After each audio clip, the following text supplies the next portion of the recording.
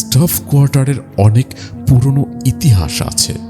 অনেক আগে এই এলাকায় এক চাকরিজীবী নারীকে তার কলিগরা মিলে শীতলক্ষা নদীতে মেরে ফেলে দেয়। তার আত্মা এখনো এখানে ঘুরে বেড়ায় বলে কথিত আছে। লোকমুখে শোনা যায় এই ইতিহাস। এই ঘটনাটা শুনে মিজান সাহেবের গা শিউরে উঠল। তিনি বুঝতে পারলেন সেদিন রাতে তিনি যে নারীকে দেখেছিলেন সে সেই আত্মা। তারপর থেকে তিনি রাত 9টার পর বাড়ি ফেরা এড়িয়ে চলতেন।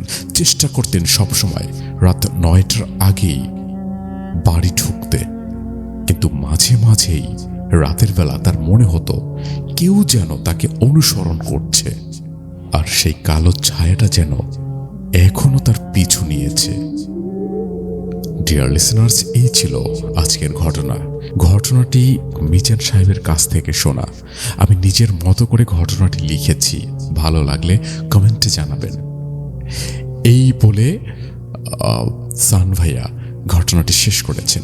উনি যেভাবে লিখে পাঠিয়েছেন আমি সেভাবেই চেষ্টা করেছি ঘটনাটি পড়ে শোনানোর। যদি আমার এই শোনানোর মাঝে বিন্দুমাত্র ভুল ত্রুটি থেকে থাকে অবশ্যই আমাকে ক্ষমার দৃষ্টিতে দেখবেন।